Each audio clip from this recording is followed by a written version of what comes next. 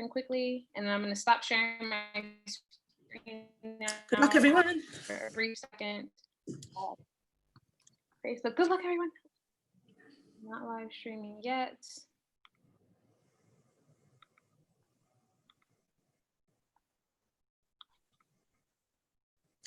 Okay, so we're going live. It should happen quickly, and then I'm going to stop sharing my screen. Remember to let people know there's captioning if they want. Yes, yes. Oh, let me make this full screen view. Oh, show chat. How do I make this full screen? Okay. So let me share.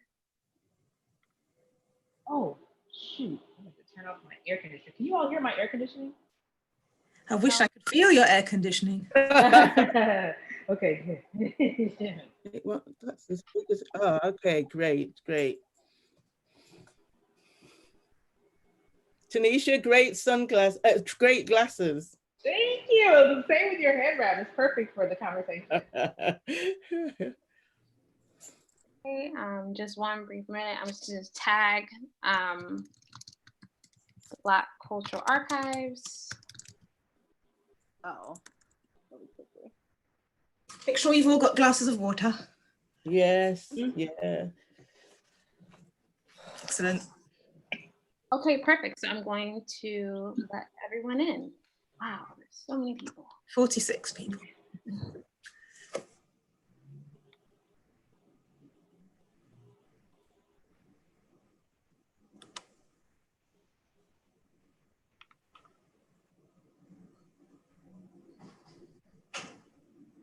Hi, everyone. I hope you all are well. Welcome to our second event, a part of the Bridging the Atlantic series in collaboration with the Black Cultural Archives. Welcome. We're really happy to have you all here. I'm just going to start off by briefly kind of introducing this series, the purpose of it, and then I'm going to turn it over to Dr. Siobhan Carter-David to get us started. Bridging the Atlantic is a brief series. It lasts for around 5 weeks of different speakers from different parts of the Black diaspora coming together to have conversations on the meaning of Blackness. We have Black fashion, Black politics, Black art. And so today we are introducing Black fashion to kind of discuss how has fashion worked to define Blackness and to create global partnerships.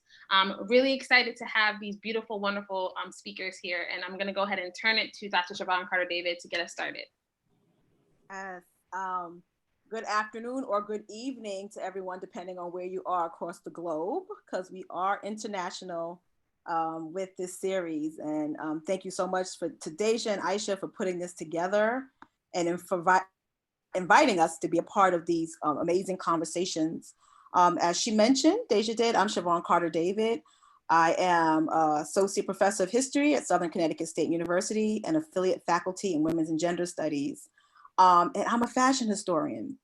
And I feel so grateful today to be able to speak with these two amazing women whose work deals with Black fashion in a diasporic context and who continue to inform the way that I think about my own work as I move forward in my own journey to continue to publish and share what I know and what I have to share with the world about Black fashion. So first, I'd like to introduce Carol Tulloch. She is a writer and curator with a special interest in dress and Black identities. She is a member of the Transnational Art, Identity, and National Research Center and is the Transnational Art, Identity, and National Research Center and a V&A Fellow in the Research Department of the Victoria and Albert Museum in London. Tulloch was the principal investigator of the Dress and the African Diaspora Network, an international endeavor to develop critical thinking on this subject. Tulloch's knowledge of this area of study has led to appearances on television and radio in programs such as Tales from the Front Room, BBC4 in 2007, and Good Golly, Bad Golly, and BBC Radio 4, 2010. So she's been doing this work for many, many years, and we'll get into all of that shortly. Her current research focus is on the telling of self through the styled Black body. This includes cross-cultural and transnational relations, cultural heritage, autobiography and biography, personal archives, and what she calls style narratives. She combines these approaches to consider how Black people negotiate their sense of self within various cultural and social contexts locally, nationally, and internationally. Her work also includes other social and cultural groups to compare experiences and/or cultural collaborations with people of the African diaspora that enables her to develop a dialogue in the telling of place of individuals and groups. Additionally, the experiences of lives in different situations, the home, and making things have also informed the expansion of her research. Her most recent book, The Birth of Cool: Style Narratives of the African Diaspora, draws on ready-made and homemade fashion, photographs, paintings, and films, published and unpublished biographies, and letters from Britain, Jamaica, South Africa, and the United States to consider how personal style statements reflect issues of race and cultural difference. Welcome, Professor Tulloch. So next, I'd like to introduce an amazing historian, Tanisha Ford, who also happens to be a great friend of mine. She is professor of history at CUNY Graduate Center in New York City, is an award-winning historian and cultural theorist whose work centers on social movement history, feminist issues, material culture, the built environment, migration, Black life in the Rust Belt, girlhood studies, fashion and body politics, and the craft of memoir. Her scholarship has been published in the Journal of Southern History, NKA, Journal of Contemporary African Art, The Black Scholar, and a journal, QED, a journal in GLBTQ world making. Ford writes regularly for public audiences with featured stories, cultural criticism, and profiles in The Atlantic, The New York Times, Elle, Aperture, Bitch, The Feminist Wire, and The Root. Her research has been supported by the Radcliffe Institute for Advanced Study, Ford Foundation, Andrew W. Mellon Foundation, and the Schomburg Center for Research in Black Culture, among others. She is a co-founder of Textures, a pop-up material culture lab creating and curating content on bodies and the built environment. Ford is currently working on a new book, her fourth, entitled The Glamorous Life: Socialite Activists and the Black Freedom Struggle from World War II to the Age of Obama, which examines how and why Black women raised millions of dollars for various Black freedom movements, Black freedom movement organizations, and causes by hosting galas, garden parties, fashion shows, and beauty pageants. Welcome, Professor Ford. Thank you. So I'm happy to be here. I know both of your work very, very intimately. And I won't assume that of the audience. So I will try my best to be as broad as possible, understanding that many people are interested in what three Black women have to say about fashion, and that's why they are present listening to us today. And so I'll just start with a real basic question that I think everyone is wondering. And I would like for each of you to share, how did you get into this work?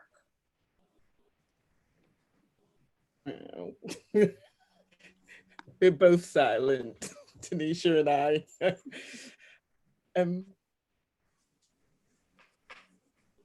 Carol, you start, because I really want to hear your story.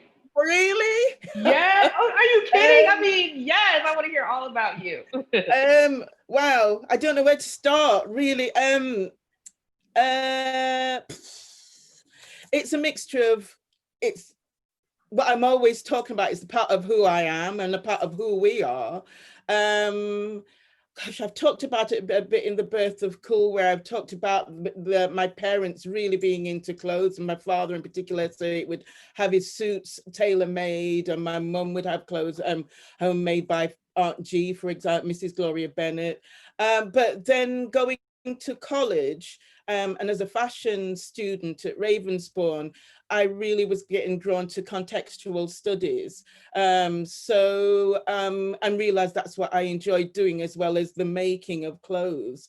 And then when it came to, your final dissertation for your BA degree, I can't remember what it was I was going to look at in the 1960s. And my then tutor said, why don't you talk about your own culture? And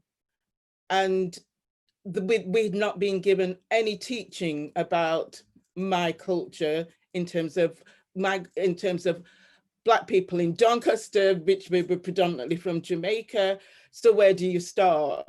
And I did start with the first photographs of my parents, and then started doing interviews and that sort of thing. And it took me on a whole journey, and I was looking at Pathé News, and they were so helpful, so I could look at newsreels and all of that. So I learned a lot and did a lot of, I taught myself oral history, really. That I was given no skills. And I always tell this story that I went to the library to find some books, and the only book they had was Nancy Cunode's book, Negro. That was it. So, okay, but the librarians were amazing. And I'm just gonna shift from the screen really quickly. Yes, and the librarian, John McVeigh, said, when I went to say, I needed books and I needed this, he said to me, okay, I want you to read this book and come back to me. And I read it in about a day and a half. I'd never read anything like it, but what I learned was how, from James Baldwin, is how he was dealing with really complex issues, concerns in an accessible way. And that's kind of one of the things that got me started. And then I suppose the next stage, I started doing some writing for Fashion Weekly, which is a fashion journal. And that's when I was asked to, because of my dissertation, I was asked to contribute to the Chic Thrills book that Juliet Ash and Elizabeth Wilson edited. So that was the first piece of work I'd ever done. Again, I came from a fashion background. I had no academic training, and I just had to teach myself. Thank God for people like Dick Hebdiger's book, and I could get to understand it, and Paul Gilroy and Stuart Hall. And then I went on to do the History of Design course at the V&A, and that was the, as they say, the game changer, where it taught you how to use archives, how to search history, how to read objects. And I purposely, for the first year, and there was three essays you had to do, I purposely didn't look at anything to do with Black history. I just wanted to learn the skills, because it was the sort of thing that hadn't been given before. But I knew I was always going to talk about dress and Black history, but I wanted to gain the skills first. But first term, second term, third term was a kind of a theoretical seminar paper you had to give, and it was to do with the 18th century. And what did I end up talking about? Wills that were left, what was left in wills by men to women that kind of empowered them. And I found this will in Jamaica, which, sorry, I'm waffling on, but this will in Jamaica, where a white landowner had a mistress who was of African descent. They had 3 children, 2 boys, 1 girl. The boys were left lots of money and slaves, and the daughter, it was stipulated if she married a Black man, she lost everything. And if she married a white man, she got it all and everything. And if she married a Black man, everything went to her brothers. And that's when I made me realize I wanted to look at Jamaica, and I started looking at the 19th century, because I'd always looked at the 20th century. And that's really where it all started, really. And that research, and there's a photograph I've got in the Fashion Theory article where it's of women. Again, I found that in a photographic shop of women in a market, in the Jamaican market, Jubilee Market in Kingston, late 19th century. And I'd just never seen Black women in that period dressed so beautifully. And there was the Higler women, and I've told this story so many times, but I was so proud that Stuart Hall came to my work in progress to respond to my presentation. And the first thing he said about the photograph was, I didn't realize they were wearing that at that time. And I said, who was wearing what? And he said, the policemen were wearing that uniform. And it was a Black policeman wearing this particular uniform. He thought it was the 1930s. And I hadn't even seen the policeman. I'd just been obsessed with the women. So anyway, what I'm saying is that it's the combination of my lived experience, my practice as a fashion designer, textile designer, the training in design history, and then just wanting to know, sorry, I'm getting emotional, just wanting to know my own history and how, and that we belong, basically. That's it. Wow. Thank you. This is just such an honor. When Siobhan first approached me about this conversation, I was like, I'll do anything that Carol Tulloch is involved in. Because you are such a pioneer. Like, you are a pioneer. Like, I couldn't do what I do. Siobhan couldn't do what she does without you, without the theories and the frameworks, the methodology that you put forth for us. So to answer your question, Siobhan, for me, you know, I had long had an interest in the civil rights movement and studying like the Black freedom movement era, and looking at Black women whom I call Black women activist entertainers. So Nina Simone, Miriam Makeba, Odetta, and thinking about their dress as a type of performance of Blackness and how they incorporated that into their stage performance, and how it was also an extension of their politics and their political commitments. But it really wasn't until I came to IU and met you, Siobhan, in graduate school, that I felt the freedom to call what I was doing or what I was interested in fashion, because you were using that language. And I found that in movement studies, when it was used, we used the language of clothing, dress, you know, maybe style would show up in there somewhere, but that was mostly with the Black Power movement era. But you were like unapologetic in your use of the language fashion. And so I owe a lot to you too, Siobhan, for making me be bold enough to claim the space of fashion and to say that my work is thinking about these questions of fashion. And then from there, I started to think about like the global resonances of Black style in movement making. And that's when I found your work, Carol, and the piece from your network, and how you kind of mapped this diasporic circle across like London and Johannesburg, and I don't know, maybe New York City. And I was like, ooh, like that is such a powerful framework. And for me, it worked because, you know, my Spanish is like decent and my French is non-existent. So when I started to think about like the global archival research I could do, it was mostly gonna be, you know, Anglophone countries for me. So I was like, this makes so much sense. And so I was able to, I earned a fellowship with the University College London's Institute for the Study of the Americas. And I was able to spend a semester in the UK learning about like clothing in the British context and the Black Power movement in the UK. And so it really allowed me to kind of see the global resonances of style and Black style, and to think about diaspora and how diaspora is a process, and the process that clothing and style and fashion plays in that process. So yeah, this conversation feels like not only a beautiful way to reflect back on the work that I did for my first book, which became Liberated Threads, but also a way to be in conversation with the women who were so instrumental in helping me see the connective tissue there that's evident in that first book.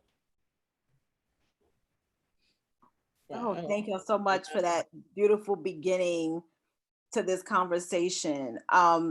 Tanisha, I want to pick up on one point that you made that I think is a good segue to our next question that I have here for us. And Carol, I also want to talk a little bit, maybe you can remind me, or I'll put a note here to talk about making clothes, because we have to talk about that and engage in that later on. It speaks so much to the DIY experience that we have, and how Black women adorn ourselves throughout time and still today. But there's a question, I think something you hinted on, Tanisha, is an initial reluctance to call what you were doing fashion, right? And so the question I have for the both of you is this: there are still people who think of fashion studies as a frivolous endeavor. We all have dealt with that, right? Especially in Black studies and Black history, where we're still doing, the work of recovery. We're still writing and speaking about the ways that we were and did contribute to, and we were part of, and this only happened because we did this. And so there's a lot of people who feel like, fashion, why is this important when we're still trying to justify the reality that Black people's, this country, this nation, the United States, was built off of the sweat of Black folks. We're still trying to make that clear. So how do we make that the leap from that to fashion, right? Why is it important for us to have this conversation? That's a big question, but how could you think you might go about answering that? Yeah, I think part of the challenge that I found was that literally, like, when we're, as historians, we're working with established archives, and oftentimes our arguments are framed based on the arguments that people have made before us. So when people aren't making those arguments before you, sometimes you don't even think to make those arguments, right?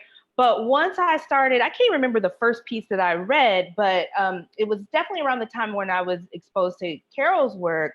I started to realize that, like, the fashion studies people have been thinking about these questions about the history of garments, the history of textiles, the histories of fashion designers. And so I started reading journals like Fashion Theory and reading them regularly to see what those folks were talking about.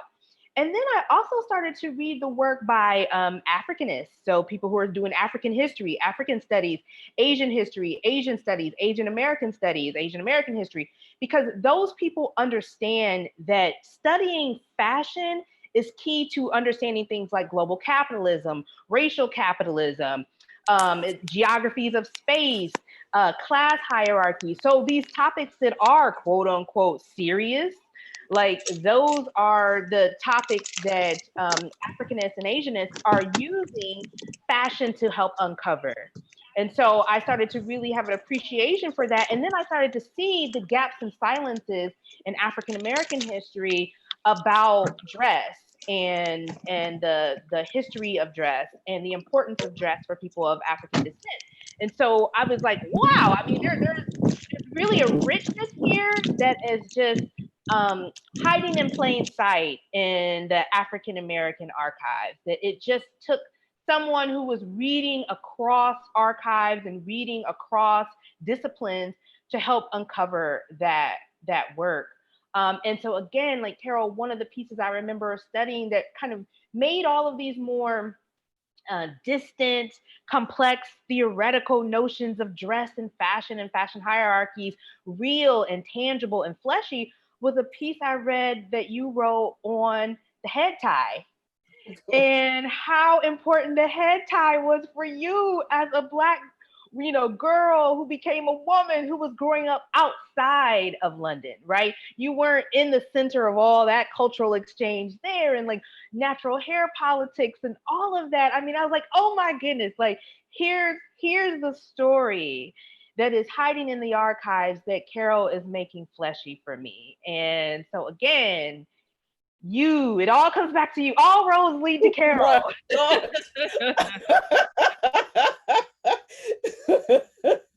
I'm just sitting listening to it because it's so poetic of what you're saying, Tanisha.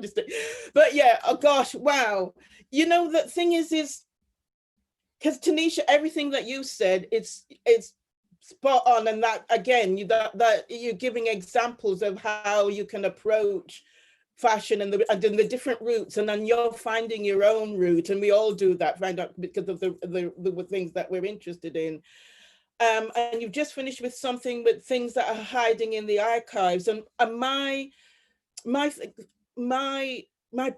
one of my passions is just doing research. I love doing research, and I love going into archives. Chris Brouard had said to me when I was going to Jamaica to do research for my MA, he said, let the archive speak to you. Go with a couple of questions, but don't go with your head fixed on what you think you're going to find in the archives, because you might not find them, but let the archive speak to you. So that's, and I've always taken that with me, because that helps. It just lets you open up to whatever comes up, really. But the other thing is that I know how important, like you mentioned, the head tie article I wrote. It wasn't until I was writing that, and it was after I'd done the research in Jamaica, and it wasn't until I was writing that, and I could only try and get across what the head tie meant to Black women. And I thought, well, it meant so much to me. This is what it means to me. It was part of my life. Has always been part of my life and the women around me. And so, and that's when, and I know it was people like Alice Walker, Maya Angelou, that reading them and understanding the importance of autobiography and then getting that out there. So their own experience then connects with someone else's experience, and then you begin to build a whole story of all the experience of us within the diaspora. And the other thing is, there's the flip side of where with my parents moving and anyone whose parents had moved over to Britain from the Caribbean or anywhere, or the Africa, anywhere that had been a British colony, for example. And my parents wanting us, to dress well at all times, so that when you cross that threshold onto the street, that it at least would deter any racial abuse. Somehow that by dressing well, that would have an impact. But as we know, that doesn't always have an impact. They just go straight past the clothing, nor they see the skin. And I don't know if you've heard in the States about Edwin Enninful, who's the editor of Vogue, British Vogue, and that the social profiling that happened to him yesterday. I mean, anyway, but what I always knew is how important clothes are, and it is my thing. It is the thing that I is one of the material, how am I saying, and the material means to understand the world and connect with the world. And I wrote something that I was going to do as part of my, just because I was trying to say, what am I going to talk about today? And what are we going to talk about Blackness? And I just thought, I said that everything that Black people wear, everything that Black people wear in places where they are not seen as equal, seen as fundamentally different, is incorporated in as how we have taken that context and free-framed it as a materialization of reason, as a right to be, and as I keep going on in The Birth of Cool, as an aesthetic of presence. And I just think anybody who says that clothing, fashion, style, dress is not important, I mean, they just need to read Tanisha's book, for example, which I reviewed and I adored, and you know that, Tanisha. So, but there's just too much evidence out there to show, not only in books, but in exhibitions.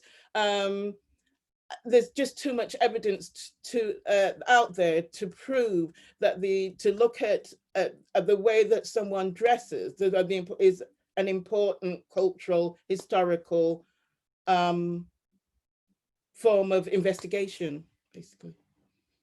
That's, yeah. But I didn't read it because I was like, if Carol Tulloch hates my book, it is gonna crush me. It is gonna crush You me. didn't read it. I didn't read it because I was like, it will just, I will be devastated if she hates that book. Okay, because everybody's gonna say they are so annoying. I have quoted you in this article. So yeah. Read it now. Oh God, people are gonna just say, what is wrong with those two? Right. Okay, so now I'm gonna read it. I'm gonna read it today. Now I'm gonna read it.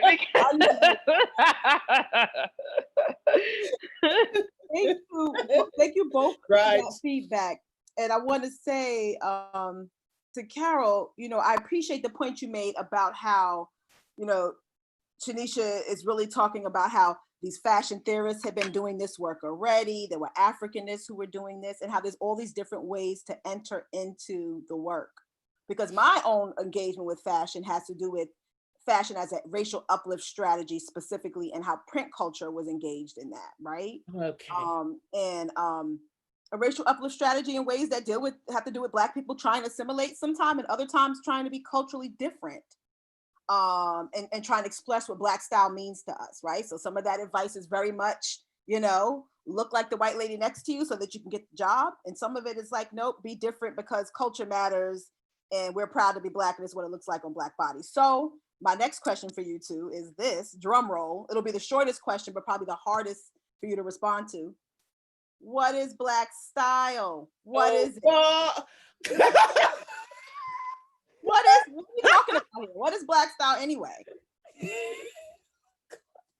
What are we talking about here? I mean, we can look at each of us here, we're Black, we're stylish.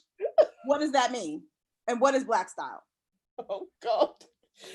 Oh, wow. And as you think about that, as you meditate on it, let me just give you the whole question all at once, right? What's Black style?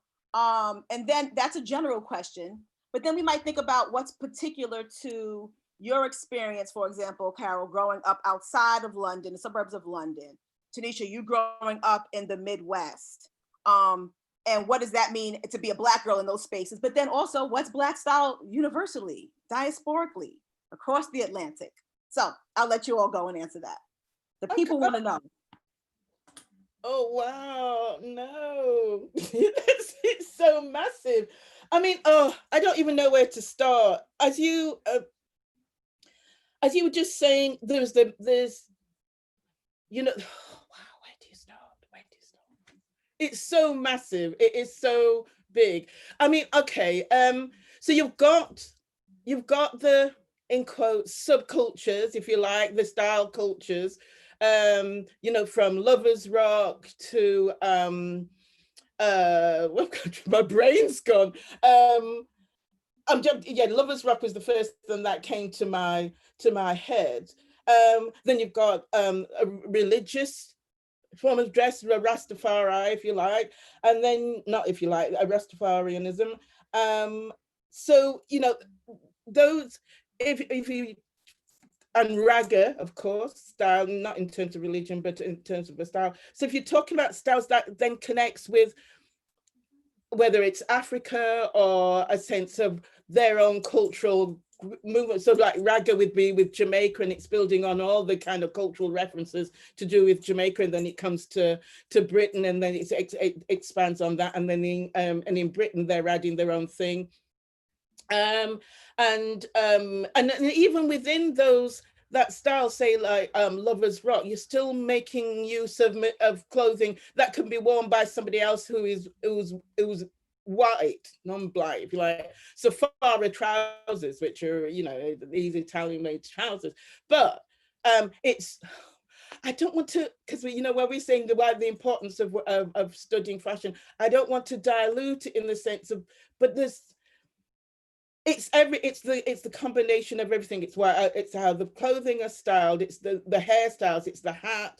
It's the walk. It's the gestures. It's where the clothes are worn, whether it's in an urban situation or in Nottingham or in a nightclub or at a dance hall. So it's all of those.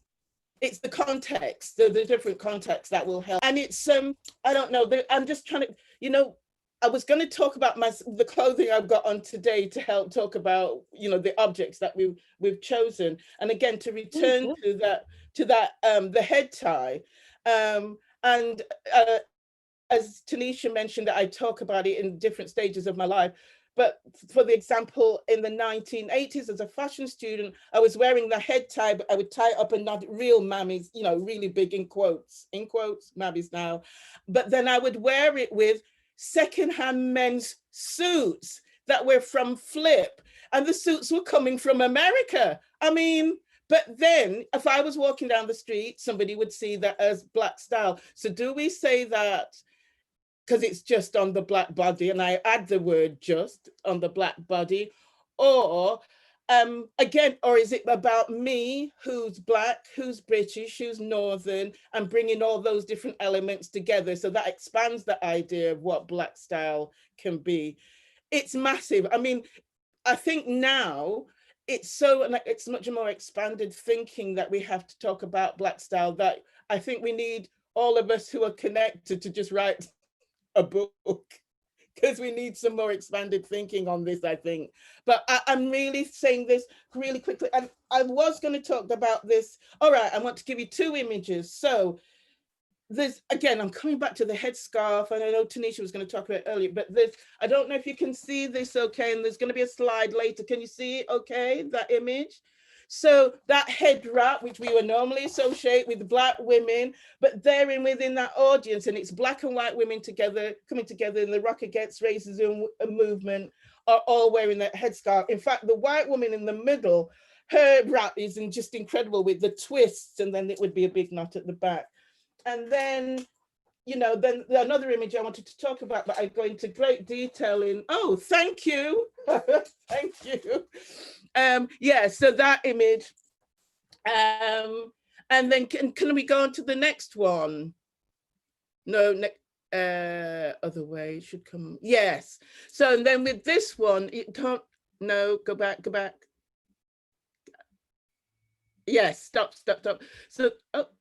So this image is by, again, it's an anti-mugging march where the late Darcus House spoke out against the National Front, who were demonstrating against, in quotes, Black muggers, and there was this demonstration against them.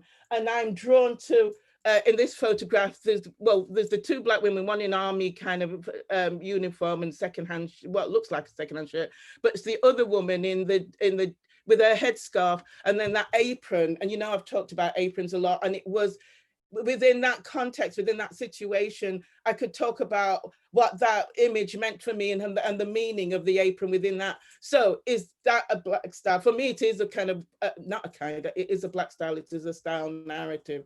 So, I mean, Black style is, again, it's coming back to that thing of where, I'm just trying to sum up quite quickly, we're using clothing as part of who we are, as part of our autobiography, but it's, as I've said before, it's a negotiating and demanding our sense of place, and using that, and kind of, and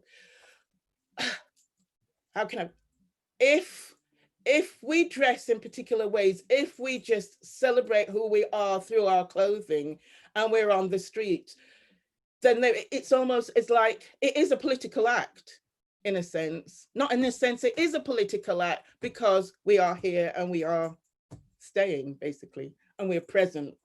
That's it. I can't think what else to say because it's so big.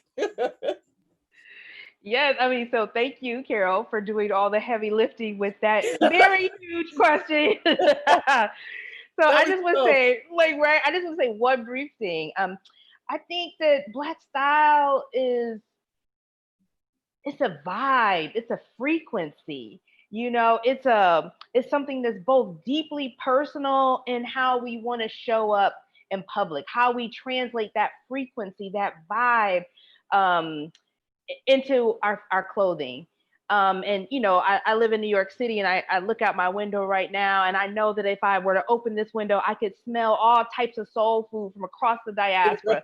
I know I would see people, and you know, and I could hear their music. They're playing loud music on their speakers for everyone in the neighborhood to hear, like we all got the same musical taste. You know, I know I would see some kind of element of dress that I'd never seen before, that they were innovating with.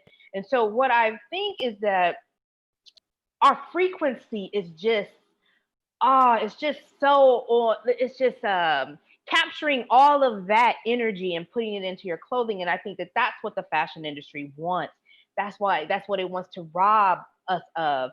And I feel like the more marginal you are, the higher and more vibrant that frequency is. And that's why I really want to give a shout out to the style that comes out of Black queer communities, because there's a way that you know, the fashion industry loves Black queer style but hates Black queer people. The fashion industry loves everything that Black trans women are doing but hates Black trans women, you know. And so my part of my work, especially once I became a professor of women's studies at UMass. I think I see one of my former UMass colleagues on the chat. Hi, Rachel. And women's studies, I started to read a lot of queer theory and queer of color critique, and that's when I got to see like how even so much of what we write about Black style and about fashion is so heteronormative. But so much of Black style and what then becomes part of the fashion industry's aesthetic is really coming from Black queer communities, from Latinx queer communities. And with my book Dressed in Dreams, what I really wanted to do was push back against that archive that has, you know, straight Black fashion and queer Black fashion as operating on two different planes, as if they don't come from a similar vibrational frequency, as the same communities, we're walking the same streets, you know. So yeah, I wanted to definitely highlight the queerness of Black style. And Tanisha, you've just said something perfectly just now, and that the thing about frequency, which I completely agree with, and I'm just looking something up. I have a PhD student, and I only saw her yesterday, Leah Magwani, and she was talking about, she's doing an amazing project around Sci-Fi and writing a whole new comic thing about Black women, and it's a comic book series. And she was talking about how she can't put her finger on it, she doesn't understand it, but there's a connection between Black people on the street, and it's almost telepathic, and we kind of understand each other. We don't have to say anything, but she said, I don't understand what it is, but we know, and you're saying something to each other, but you're not quite sure. You're connecting, but you're not quite sure what it is that's generated that, oh, that's made that possible, if you know what I mean. And it's yeah, I'm just really quickly summarizing what she said, but it's coming back to you with what you're saying about frequency. Yeah, it's something that it's there, but you can't articulate it, but we just know it's there. And I suppose it's like when I said to you, I love your glasses. And they just work. I love what you said too about what you all are talking about, the frequency and the connection. It sounds like a term that I was just told by something I read the other day. I'm too old to use because I was born before 1985, but swag. I mean, whatever, I'm old, but I like that term. I think it captures something, right? It captures something. I think it pulls together all of those ideas about, and the frequency and the energy that people have that's organic, and that connects us the same way we do when we pass each other and give the head nod. And I also appreciate too your point about it being a political act. Even one of my favorite pieces to assign, and I do teach U.S. history.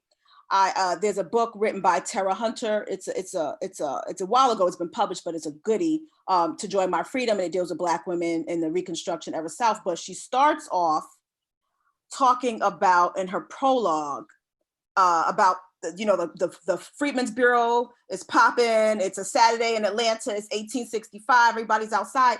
But we know from a white woman who left a record of this that there were 3 Black women walking down the street on Saturday wearing what she described as a dress sewn together in incongruent patterns, which we know that process of darning during, I don't know if this was the antebellum period in American slavery, but it was part of style. Like we had style even when we had nothing. Like we only have rags, but we're gonna sew them up real cute, and that's gonna be the look, right? And so these women are wearing these beautiful dresses, and she says it's unmistakably African, and it's an eyesore to her. And so Tara Hunter goes on to say, well, okay, these women are wearing this, it's a Saturday, and then on Monday they're gonna be in their maid uniform, scrubbing your floor. So what are you worried about, right? But it's a political act just showing up on the street dressed that way. That it made this woman fold over in such pain that she had to respond about it. And because of that, we know that these women are walking down the street. That's what I get from it. Thank you for leaving your, your reflections, because now we know that this happened. But when we're trying to define it. It's about the swag. It's about innovation, the frequency. Carol, you also made a point that it's a total package, right? It all goes together. It flows, Black style. And so this is a good segue to one of my last structured questions before we go into looking at our chosen images. So we all three of us chose images or patterns or artifacts, or material culture, whatever you want to call it. We chose something to talk about how it made us feel about Black style or style in general and the expression of it. So we are still in the midst of a global hair movement amongst Black women. And I hope it's not a trend, right? We hope that this natural hair movement, as much as women have a choice, we have a choice to do whatever we want to do with our hair, but we always want to feel as Black women proud of our kinks and curls, right? So why is it impossible to separate hair politics from dress and fashion politics? Well, it's impossible. It can't be done, really. I mean, we try because sometimes we want to talk about the clothes because we think in many ways as, the hair and the skin is things that, can be altered, but not really changed. The clothing can change all the time. And so, I can look totally different today. Tomorrow, my skin is going to always be this color. And no matter what I do to my hair, it's always going to come out this way, this kinky way, right? But the clothing changes. But why can't we separate it in ways that maybe is a lot easier, for European people to do, white European people? Why is it easier for them to separate it? And why it's just impossible for us? So impossible to separate the hair and the clothing? Yeah, I'm just trying to touch on this piece around hair politics. And we can also even add in the I think it's still a trend, right? Black men in the beard.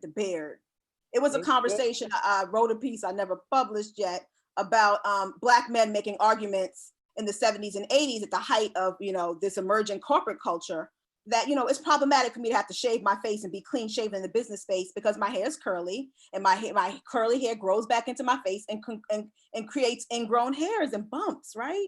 So what does it mean for Black men and women that hair politics is part of our style in general? Why can we just not separate it? It's impossible.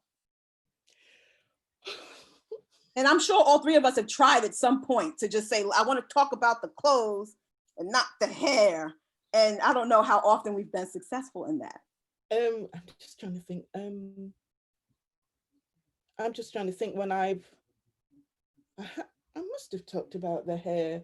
Yes, because I did an event with Sean Cole. We did the Hair and Nails Day at the V&A. So we just focused on hair and nail art and the nails. And so it was a whole day. And wow, that was incredible. And so we got photographs, some from the V&A collection, a lot from Getty's and from is it Harry Jacobs archive in Lambeth. And then people came in and we photographed their hairstyles and their nail art, and it was on the V&A website. This was back in 2001, something like that. So it's quite a while, and it was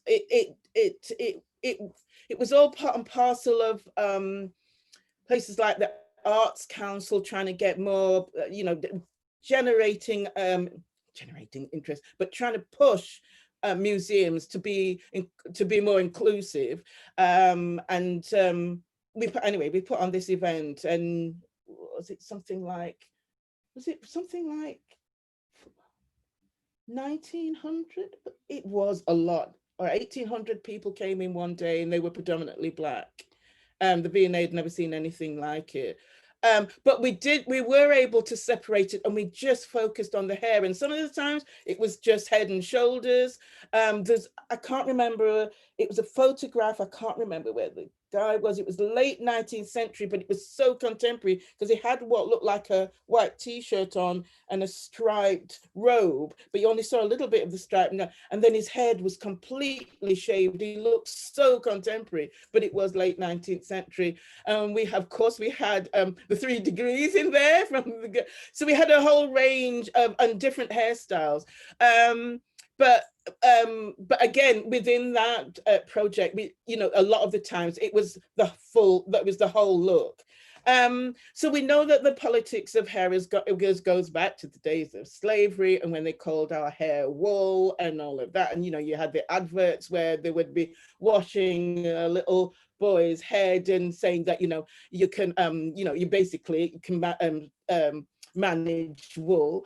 So there's that. But there's that, it's a combination of, again, it comes back to that thing of self-respect.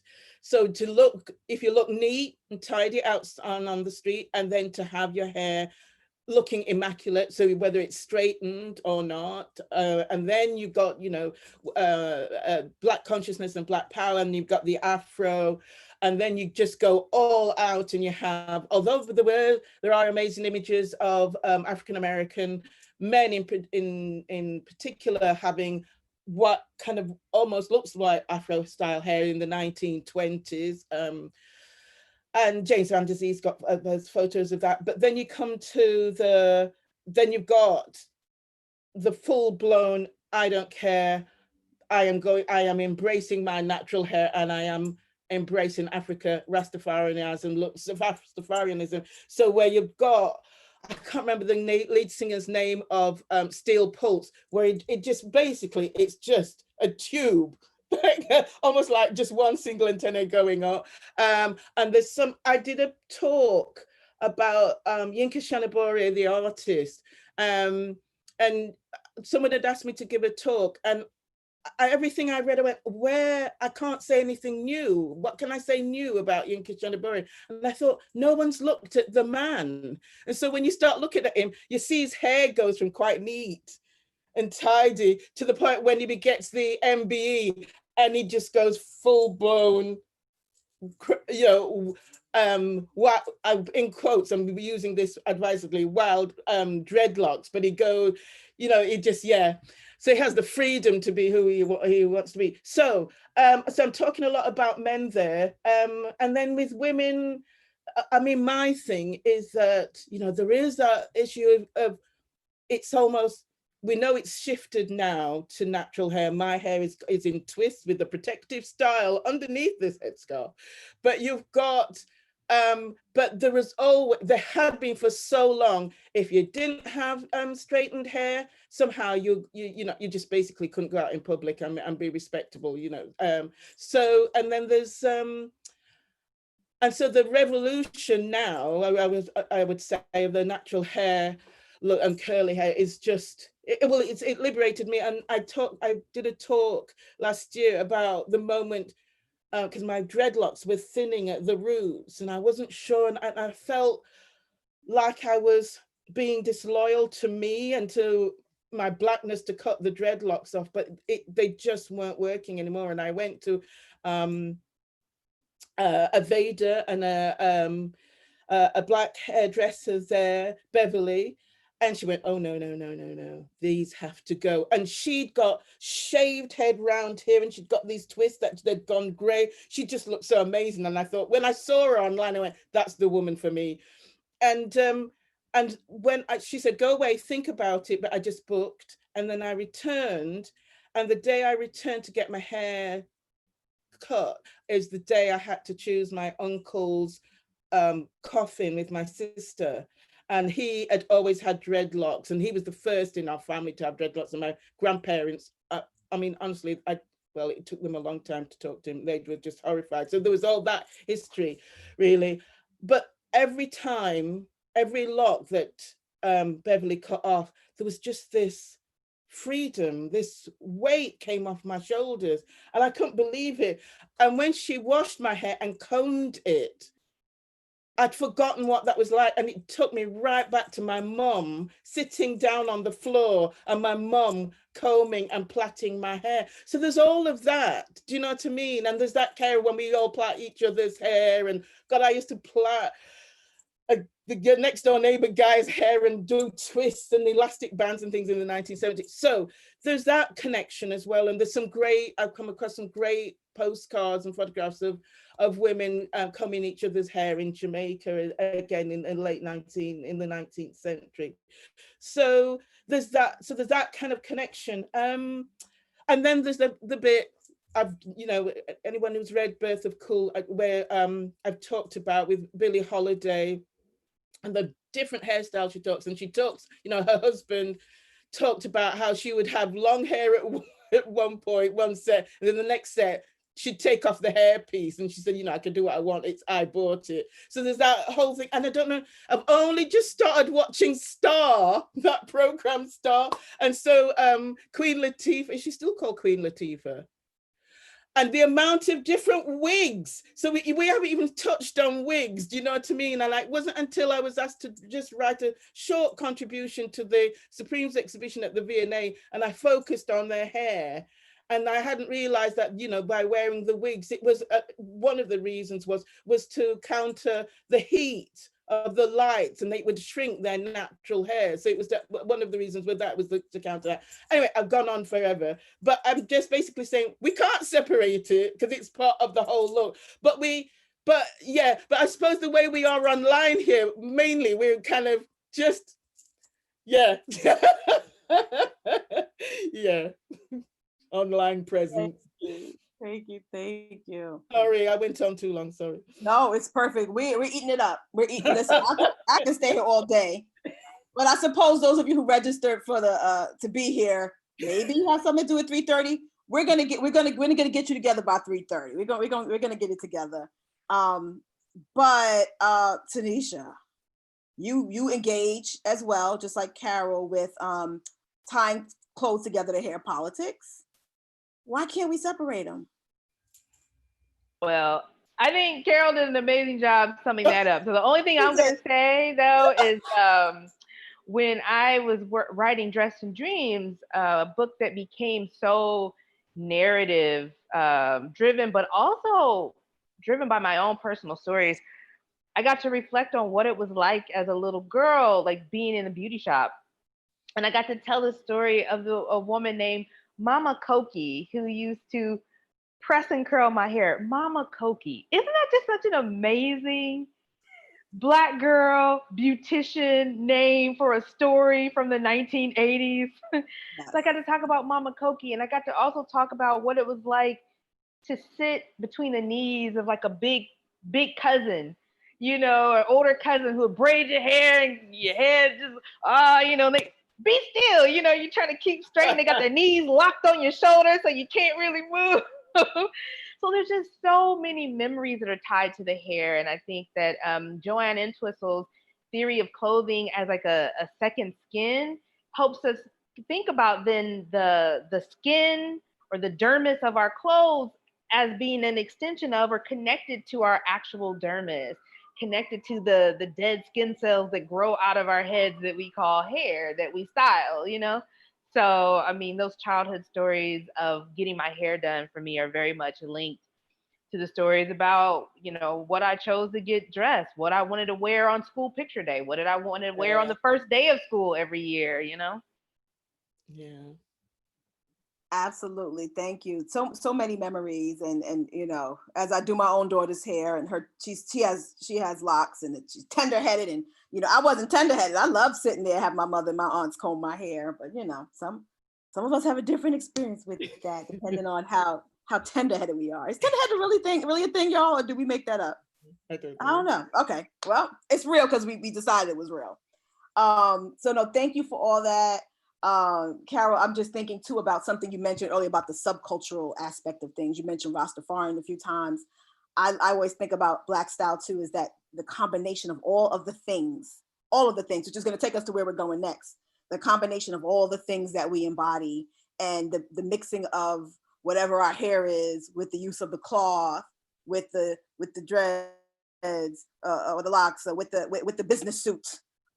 With whatever it comes together to make it a look that represents our pride. And with that, Deja, could we start the screen share? And I guess each of the three of us could all just, you know, talk briefly about our chosen pieces. Yeah, let's do that. You could just start at the beginning, Deja, and we'll just go in whatever order you've put us in. And this is the beginning here, Tanisha. I think this is your chosen. image.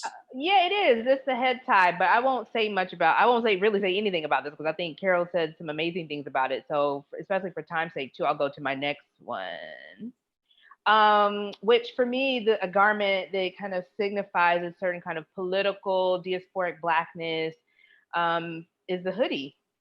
When I was living in London, I learned so much about what the hoodie represents over there and how the hoodie becomes a stand-in for Islamophobia, for xenophobia, for a disdain for young people from working class communities in the UK. And I learned about how people wanted to ban young people from coming into stores wearing their hoodies. But then there were also, like in the United States, these hip hop oriented or urban oriented, streetwear oriented fashion lines, just like in the United States, for whom the hoodie was an essential part of the line. And so when I was working on Dressed in Dreams, I have a chapter in there on the hoodie. And so I wanted to bring together some of these threads to think about the hoodie's early utility as a garment worn by people who worked in the refrigeration industry, people who worked in truck driving, people who were doing labor in factories sometimes. And so I wanted to think about its connection to working class labor, but then also to how Black youth and Black and brown youth who wear hoodies are often criminalized for doing so. So my two images here, one that I found when I was doing this work for the chapter on the hoodie, and it's the image that for me is on my right, of the person with the, and I say person specifically because I do think that there's a way that the hoodie is both a gender neutral garment, and also it was used by people who wanted to conceal their identity or their gendered body. And so I look at this person who has their face covered and the hoodie on, and this was during the so-called Blackberry riots in 2011 in London, and young people were using their smartphones as a way to coordinate their efforts across the UK. But this image was used in The Guardian, and this became the face of the criminal element in the UK, you know, not the police officers who killed the Black man that kicked off the uprisings. It wasn't that, it was the face of a hoodie clad person, non-white, right? And then, so this happens in 2011. And then of course, in February of that next year, Trayvon Martin is murdered. And we know from his social media that he wore hoodies like most of us, right? And so, you know, there was a Million Hoodie March held here in New York City where all of us are going to have our hoodies up. They're trying to criminalize this boy who was murdered walking in his own neighborhood because he wore a hoodie, you know? And so there was a campaign across social media where people would take pictures in their hoodies to say like, I wear hoodies too. Like, am I a criminal too? You know, and it was a way to challenge notions of respectability. It was a way to challenge the notion that Black people are always already criminalized. You know, like, why is this? But it was a way too that activists in Ferguson, once Michael Brown was murdered again by police, that they wore hoodies with things like Asada Taught Me and Black Lives Matter on them, or hoodies that had the list of names connected by an and sign of all the people who were killed by either police or white vigilantes. And those things coming straight out of a global hip hop style playbook became a symbol of global Black resistance to police brutality and police corruption. So I wanted to just kind of show the again, this like cross-Atlantic or Black Atlantic conversation around dress. And I think we can't really have that conversation, and especially in the late 20th and early 21st centuries, without having a conversation about the hoodie. Yeah, true. Thank you, Tanisha. Wow, wow. Yeah, absolutely. And we're talking about, I guess, across the Atlantic. And that's powerful. All right. That was kind of somber, but real, right? Let's get to our next slide, please, Deja. I know we all picked a few. Okay, so this here is mine. This is mud cloth. And Deja, could we click once more and we can just set on that while I talk about it? I think, or however many images. That's okay. The second one is kente cloth. So that's what I chose. I chose the cloth as my representation as opposed to an actual item. I just remember growing up in the 80s and 90s when I was a young girl, listening to hip hop music. I grew up in the Bronx, but I know that these are styles that people were wearing all over the country. And this is also a throwback to some of what we were doing in the 60s and 70s around the uses of dashikis and other types of cloth that may or may not have been authentic cloth. A lot of it was cheaply made. Some of it was authentic. Today we wear Ankara print. Some of that is authentic. I also understand there's a certain kind of a global circulation of African fabrics that come out of the Dutch tradition as well. So there's a way that, you know, it's has been expanded beyond people just of the diaspora. But when I think about those Ankara prints, I think about the mud cloth, I think about the kente cloth, and I think about the ways that we use these prints as a way to just show our connection to our ancestry in ways that are the only ways that some of us in the diaspora can do it, right? You know, I'm a descendant of the American legacy of slavery, so and I haven't done one of those blood tests. I don't have the privilege of going back and find out exactly what likely multiple ethnicities in West Africa that my ancestors came from. But I know that the use of cloth in the West African tradition is important. And I appreciate the way that Black people the world over use these cloths in ways to show that connection and that connection in to our heritage in lieu of other ways of being able to do so. And I am aware, I will say, that there has been a pushback against by some continental Africans, you know, about the uses of the cloth and how many African Americans, and I imagine other people in diaspora, misuse the cloth.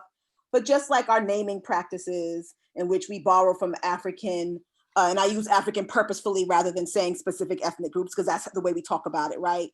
Naming practices or names that sound African. I think that we appropriate these in ways that make sense to us as people who don't really have the connection the way that continental Africans might.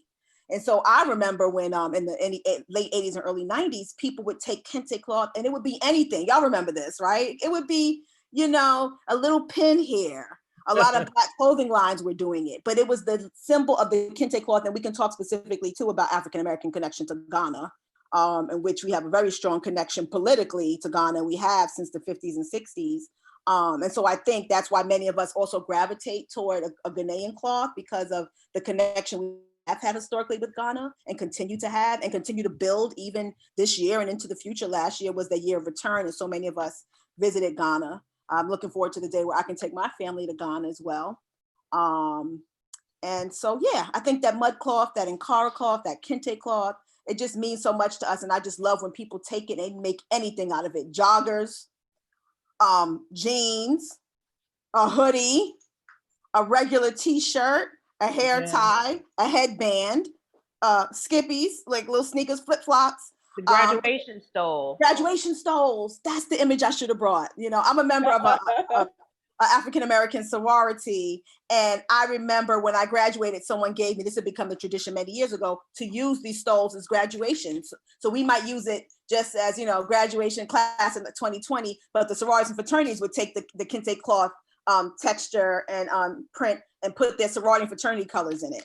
And so, you know, it's just so important. In the 80s and 90s as well, when this cultural nationalist dress was very popular, a lot of the Black college queens, instead of wearing the traditional, very structured suit or pretty dress, wore some kind of kente cloth outfit. And so that was my choice. That's what I chose to represent what I thought meant the most to me in terms of Black style globally. And I guess, Deja, maybe we can move on to Carol. I know you touched on some of these. Yeah. the thing is really, the object I was bringing was me really, and what I was wearing. So the head tie and the apron, and because I couldn't decide what to choose. So, and I always start, as you've heard me talk already today, I'm always drawing on personal references and my own experiences. And I've just noticed during the lockdown, which is, I've been wearing the head tie a lot more and the apron. And I've been wearing the head tie to actual meetings online at work with my university, something I would never do face to face, never. So there's been lots of comments, good ones, because people are quite surprised that I was wearing the headscarf. Whereas when I am so obsessed with aprons that I collect them. My earliest one is, I suppose, 1920s. And I have two lots. I have a collection of aprons, and then I have my wardrobe of aprons that I actually wear. I have a writing apron when I get really stressed and I can't write, I need my apron. I actually wake up some mornings and say, I need my apron today. And so this combination, I sometimes wear, I've started wearing the headscarf and the apron together when I'm doing more creative work. So as I mentioned, I'm curating an exhibition for a photographer. And then when I was finalizing a talk with the artist Celia Pym, and I just felt I was comfortable I could do that, and that was online. So, but I've always worn aprons, I've always worn headscarves, but if you can just flick back for me, a slide. Thanks, Daisha. But then, of course, you know, when I started doing research, I hadn't realized that these everyday objects like the headscarf, that everyday but yet was central to Black identities, and the apron had so much meaning. So this, my present and my practice of dress has this historical connection, and there is that idea that there's a kind of disconnection in the history of the kind of clothing that we wear, but here was an example where there isn't, that it's a continuation. So to have found, so to come across that, and particularly the Jamaican Higgler, which I've talked about, is then this, in terms of doing that research and finding that in Jamaica, and then, you know, by looking at her, it made me think about how what the apron means to, and I've forgotten the artist's name in South Africa, but then uses that, the kind of maid's uniform, which includes the apron, as a political statement. And she's the first in her family not to wear, to go into domestic service, to the whole Hollywood history of Black women as maids in films. And then, of course, there's Mammy art style. And so, but with the Higgler, in terms of the research I did with that, and the fact that her practice of going to market and selling at market started as early as around 1685 in Jamaica, and getting passes to go to market. And so it becomes the badge of her calling. It's part of it's the thing that helps define her occupation, and so a uniform. And then just looking at how other people have talked about aprons, and artists in particular, and talk about how that the apron absorbs the detritus of life, if you like. And I was trying to think about that. What does that mean? And with the Higgler walking to market from country to town, and that dirt, it gets quite powerful. That dirt is also part of the dirt that previous enslaved people have trodden, and all of that slave history. And then you've got, and then there's that thing of when you put on an apron and you tie it around you, it's kind of priming you for action. You're getting centered for the work that you're going to do. And as I say, I showed that slide. Oh, sorry, let me just, the next slide, please. I'm getting quite overexcited, and I'm, you know, and it's the research I've already done. So this is just part of an exhibition that I did with the designer and maker Jessica Ogden, and she is white Jamaican, and she was inspired by, drawn to market women and their aprons and how they repaired them. And that was the inspiration for her work. And she has over 500 aprons in her collection, but this exhibition is some of her work, and she created this apron book. It was she just woke up and thought this would be an amazing thing, so we created that. But we were able to connect it with that history of market women in Jamaica.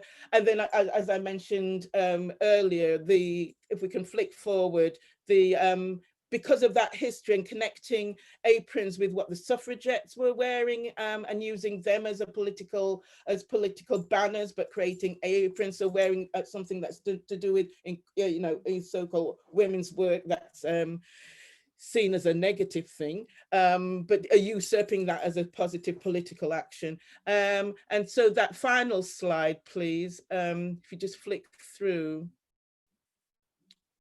So, and then to my development of an idea called style activism, and it's talking about whether you're part of a political action, whether it's just for the day or for long term. It's the way that you style yourself to be part of that political action, and you become, as I call it, a graphic argument for that movement. But everything that you wear on that day, in that situation, is part of and defines you as a style activist, and it's part of your, I call it the everyday activist wardrobe. And so I talk about this particular photograph.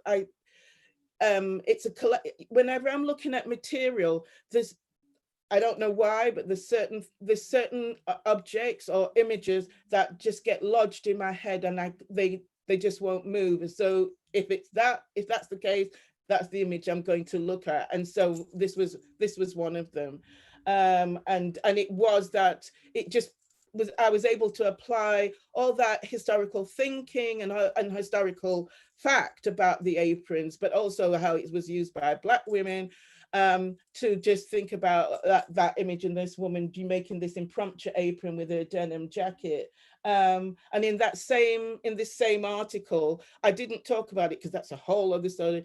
I talk about a Black Panther wedding, and the clothing that they wear in that, and of course it's, you know, it's the leather jacket, the dark shirt, or the polo neck, but they're just wearing dark shirts, and they're and of course sunglasses, which I take someone to task, which is not, I don't do that very often, but it was just the negative way they were talking about Black men and how they wear sunglasses.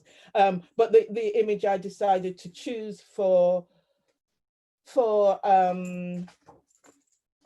that is the marriage of Errol Douglas, you know, who was the art director of the Black Panther movie, and Judy Douglas, who also worked on the Black Panther newspaper. But anyway, the main thing is the apron. And I think just one thing I want to say is that here is something that's used by, again, we're coming back to something that's used by everyone, but then when used by a particular group, it takes on its own meaning. And that's, I feel that's what I'm just trying to say, really. Thanks. Thank you, Carol. And I think your point about the apron as this iconic piece of dress that's tied into diasporic history of Black women makes me think about Tanisha's work on SNCC women. And I know there's class implications there, and you unpack that in your article, Tanisha, on SNCC women in denim, but taking what we know sharecroppers are wearing and had been wearing for years and using it as a way to, well, in some ways perform activism, right? And you sort of, again, talked about the class implications of why we have to nuance that a bit and how it can be problematic, but also it's a sign of connection to the Black working class, even though these were probably middle-class women who were in college, right? All right, so we only have about 12 minutes left. I'd like to do something really quickly before we field just a few questions, and I'll let Aisha and Deja decide how they want to field whatever questions have popped up in the chat and on Facebook. I just want to talk about where things go from here so people know how to look out for your work. Carol, you are curating a photography exhibit on Troy Mehta's work. You're also working on something around it's called T-shirt Matters. It made me think about also a diasporic issue around anti-apartheid activism in the UK. I'm sorry if I pronounced that wrong. No.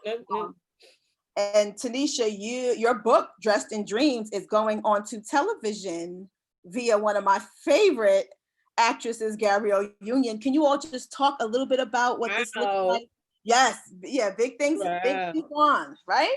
So let's talk about that briefly, and then I guess we can close out with a few questions. But I'm sure everyone wants to know about where your work is going from here. And Carol, I'm not sure if there'll be a online presence. If you could just tell us a little bit more about the exhibit and the piece around the work you're doing around the T-shirt. Is there a way of those of us who are not in the UK, can we enjoy that? Especially since we don't know when we're going to be traveling again, right?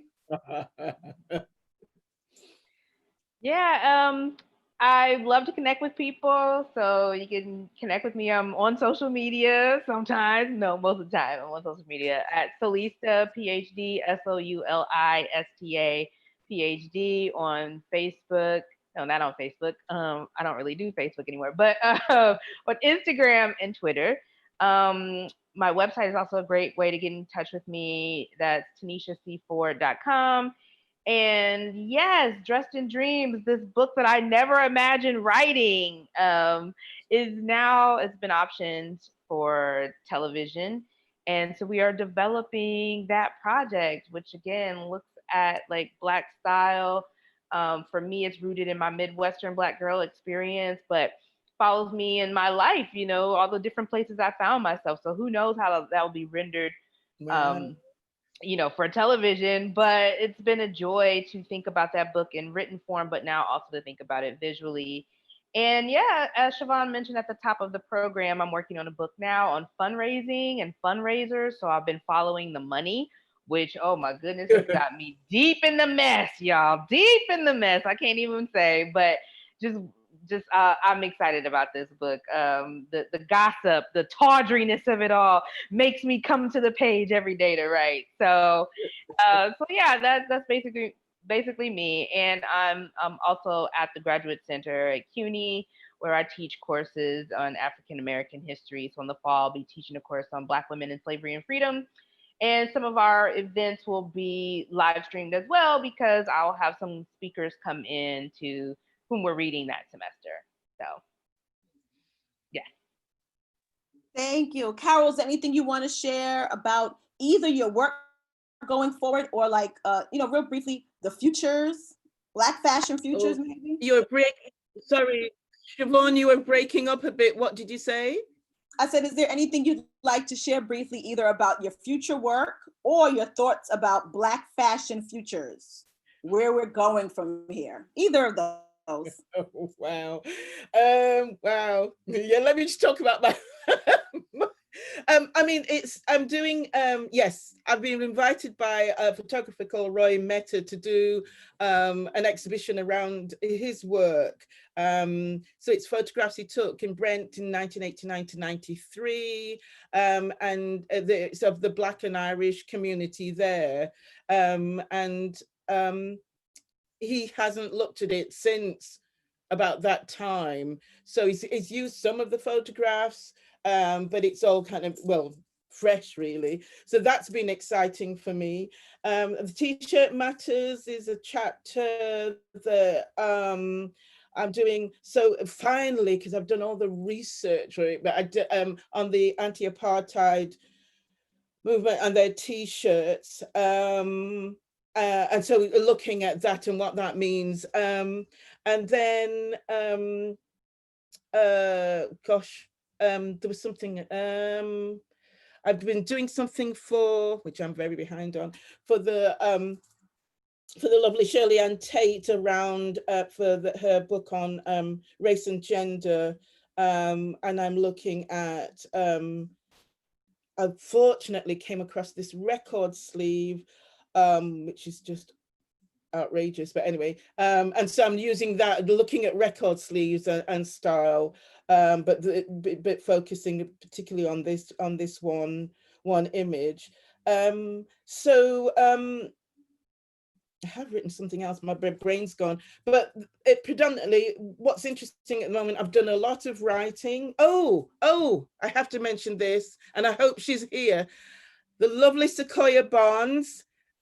She's African-American, she's from Alabama, she's a PhD student at Edinburgh College of Art, and she's helped change my life basically, because she invited me to be part of an event at the Fruit Market Gallery last year. And I said, I'm too busy. And she says, Carol, we're just going to talk and stitch. I went, I'm in. And we did this performance and we stitched the quilt that I started the night my mother died. And we stitched that and we just talked. And we talked about, and it was part of in the Senga Nengudi exhibition. And it was just about us being Black women talking, but we were hitting all the critical issues. The audience weren't to talk to us, we went to talk to them. And somebody, Zoe, at the end said it was like she'd gone home and turned the radio on at the end of our performance. And we've now written up that paper.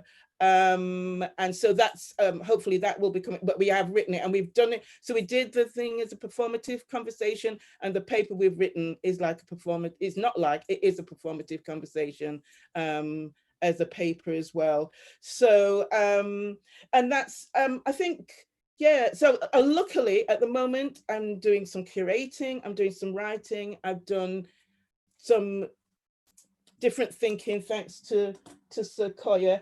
And I was going to say with my knitting, with my my uniform, my apron and hat, headscarf, that I also knit. And I wanted to do this because I hope that they're there. Rose Sinclair, Lorna Hamilton Brown, Sigourney, that's it. And they have been at the forefront of dealing with the ignorance of people who have said, do Black women knit? And so that's for them as well. Wow, thank you so much, Carol. And I know we don't have the time to deal with it now, but this is maybe the second or third time you talked about the production. And exactly. That I won't even broach now because there's some questions coming up, but I will say my question was going to be to you. What do we lose by no longer making our own clothing? I could talk all night.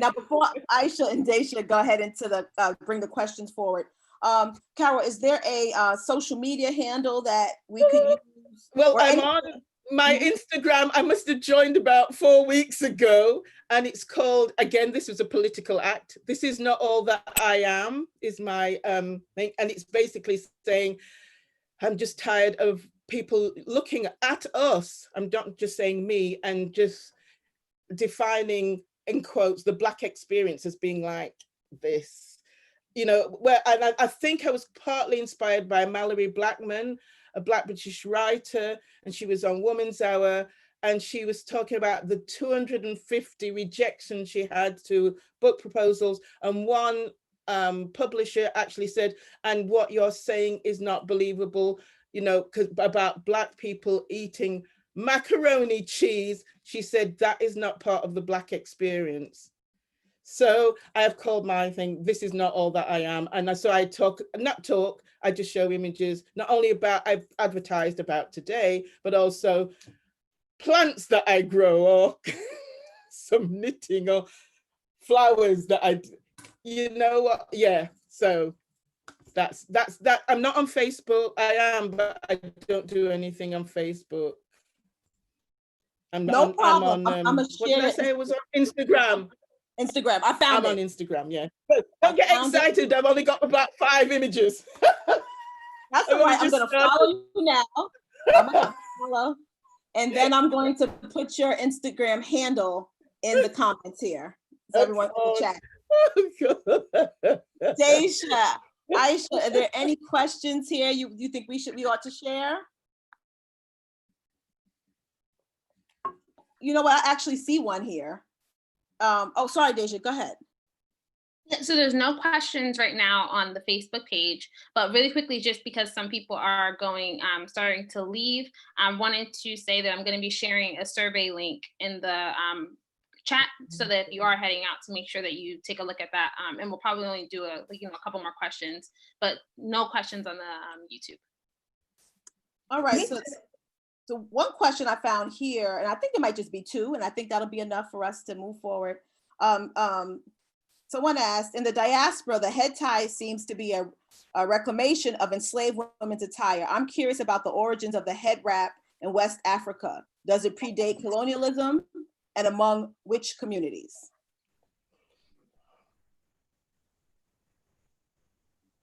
Any responses to that? Well, it does predate colonialism, definitely. And it goes, I mean, it depends, from what I've read, it goes across the continent. So yeah, it's, and what, can you just say there was something else in the question, that it was sort of like a restraint, not restraining, but. That was my question. And maybe I'll just ask it in voice. It might be easier. So another aspect of the question. Can you hear me? Yes. Yeah, no, just I was curious about, because I understand it in the diaspora, it's a reclamation of slave women's attire and in a different way. But I just wondered what it means in West Africa, and when West African women in particular started to wear head ties. And I've been looking at different photographs taken from the 19th century and see a lot of women not wearing it. So I was curious about which communities it came from, or how it came to be part of particularly Ghanaian or Nigerian culture. And that's separate to religion, because I know for religious reasons, a lot of people would have covered their heads from before that, but just culturally. Oh, but Carol would have missed the question. Oops. No, I heard it all. I'm sorry, I did hear it all. Yeah. Okay, cool. Because I haven't, it's not an area that I've looked at researched in depth, or I'm not quite sure what else, because I haven't really looked at it in detail, but all I know is that it does predate colonialism. I'm not quite sure what else to answer. Okay. Yeah, definitely predates colonialism. Also, because head adornment was a sign of so many things. I mean, it became a way to think about your social status in a society, your marital status. Also, things like hair braiding were important too, markers of status, of class, of your different ethnic group. Different ethnic groups had different styles. But I mean, I feel like so much of that work still needs to be done. I mean, I think there are people who have done that work, but so much more of it needs to be done, for sure. Thanks. There's a question in the chat from F saying, moving forward, how can the fashion industry acknowledge and celebrate Black fashion in a proper way without appropriating it? Can you repeat that? I didn't. So how can the fashion industry acknowledge and celebrate Black fashion in a proper way without appropriating it? Well, I think one of the ways is that it needs to rethink the pipeline, and just completely reimagine it. So fashion, like a lot of industries, is based on nepotism. And so it just reproduces the same kind of people and the same kind of voices at the table, be it executives, be it fashion designers. And so what I loved about, say, for example, what Rihanna was doing with her line is that she was using Fenty as an incubator space for other Black creatives and designers who ordinarily wouldn't have an opportunity to even get into the world of haute couture. So I think that part of it is that we had to have more people who look like us, who are sitting at these tables, who are helping to create new narratives around the dressed body. And it's also the buying public who has to be willing to see fashions and not need it to be on a white body in order to buy it, right? Like, I love that Rihanna, again, using her as an example, forced us, when she used Kwame Brathwaite's photographs as part of her launch campaign, to say, hey, imagine these luxury clothes, but then imagine it on a body from the diaspora. You know, not like the other heritage brands do, where in order to buy Gucci or Louis or fill in the blank brand, you have to then imagine, as a Black person, you have to imagine those clothes on you, but everybody in the print ads don't look like you, you know? So I think the fashion industry, of course, has to rethink its whole chain. And that's not even to talk about the invisible part of it that we don't see in terms of labor and production of the garments and the amount of waste that the fashion industry creates. There's a whole nother subject that's not about appropriation, but it's about exploitation. And I think exploitation, labor exploitation, and cultural appropriation go hand in hand when we start thinking about the fashion industry. Absolutely. I can't add anything to that. And also, the only thing I can say, because I keep thinking of Joe Casey Hayford, who sadly passed away, but it's which levels of which sections of the fashion industry as well, do you know what I mean? Whether it's an independent designer like Joe, who was he was a designer who happened to be Black. But sorry, my brain's going now, but I can't really add anything to that, really, Tanisha. Well, I think this is maybe a good time for us to wrap up. Thank you so much to Tanisha Ford and Carol Tulloch for your amazing time sharing your work with us and your thoughts and your opinions and perspectives. And we look forward to the next installment of this amazing program being put on by the Black Cultural Archives. All right, I think that's it. If there's nothing else. Can I just add that if anybody hasn't had their questions answered, then you can email it to Black Cultural Archives, or you could email it, I believe, through the Bridging the Atlantic website, and we'll see if we can get your questions answered for you. Thank you again. Yep, and just really briefly, I just wanted to share, I'm just going to share my screen just to introduce what's going to be happening this Saturday and next week. So this Saturday, I'm going to be running a drawing session. So if you have youth or if you have children and you want them to be doing something, I'm going to be drawing with them on Saturday from 2 o'clock to 3. And then our next event, we're going to kind of move closer to the UK, and we're going to be I'm going to be speaking with Stella Dadsey, wonderful, phenomenal woman. I'm so excited, and we're going to be speaking about how OWA defined Black womanhood. It's going to be a great event, and so hopefully you all can go ahead and register, and we have more events coming on Thursdays and Saturdays with Bridging the Atlantic. This was everything I wanted to be, and thank you so much to all of you for being a part of this. Thank you. Can I just say that somebody's just texted me, I think it's Lorna Hamilton Brown, and she said, I was knitting while I was watching you. Such an amazing panel. So lovely to see you. Anyway, so people were knitting while we were talking, which was amazing. I love it. And love to you all. Thank you, Aisha yes, thank for you. putting it together. Thank you so much. Scary, but lovely. Thank you. Awesome. Say that again, sorry. Make sure to everyone, make sure you complete the survey. I'm going to be emailing it out just so that I can help us. Thank you so much. Thank you. Bye. Bye. Bye. Nice to meet you, Tanisha. You too, Carol. I love you. Nice to meet you, Siobhan. Thank you.